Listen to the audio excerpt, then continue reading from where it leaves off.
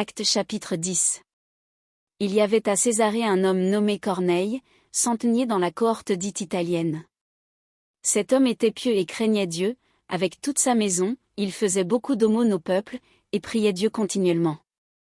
Vers la 9e heure du jour, il vit clairement dans une vision un ange de Dieu qui entra chez lui, et qui lui dit, « Corneille !» Les regards fixés sur lui, et saisi d'effroi, il répondit, « Qu'est-ce, Seigneur ?» Et l'ange lui dit, « Tes prières et tes aumônes sont montées devant Dieu, et il s'en est souvenu.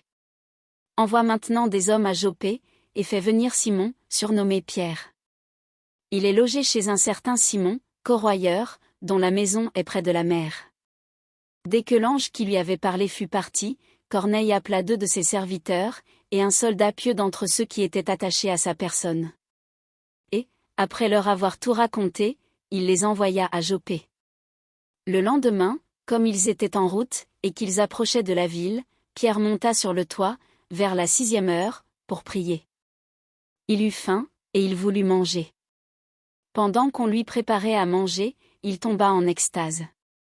Il vit le ciel ouvert, et un objet semblable à une grande nappe attachée par les 4 coins, qui descendait et s'abaissait vers la terre. Et où se trouvaient tous les quadrupèdes et les reptiles de la terre et les oiseaux du ciel. Et une voix lui dit, « Lève-toi, Pierre, tue et mange. » Mais Pierre dit, « Non, Seigneur, car je n'ai jamais rien mangé de souillé ni d'impur. » Et pour la seconde fois la voix se fit encore entendre à lui, « Ce que Dieu a déclaré pur, ne le regarde pas comme souillé. » Cela arriva jusqu'à 3 fois, et aussitôt après, l'objet fut retiré dans le ciel.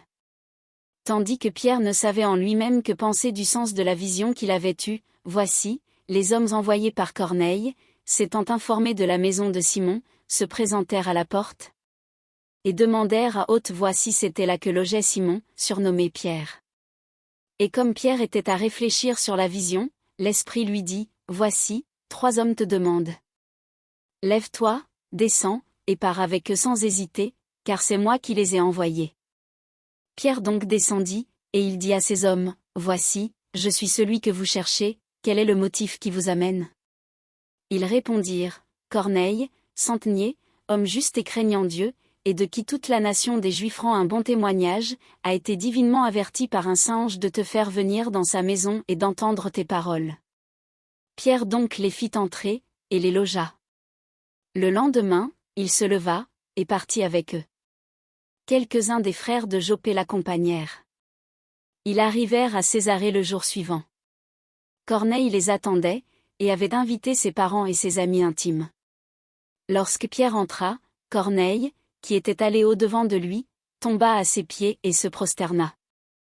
Mais Pierre le releva, en disant, « Lève-toi, moi aussi, je suis un homme. » Et conversant avec lui, il entra, et trouva beaucoup de personnes réunies.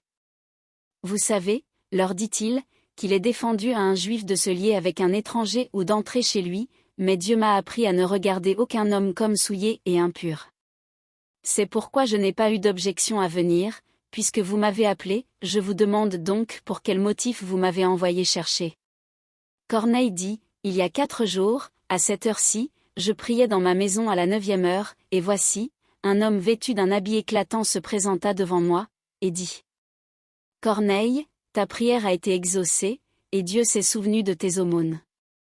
Envoie donc à Joppé, et fais venir Simon, surnommé Pierre, il est logé dans la maison de Simon, corroyeur, près de la mer.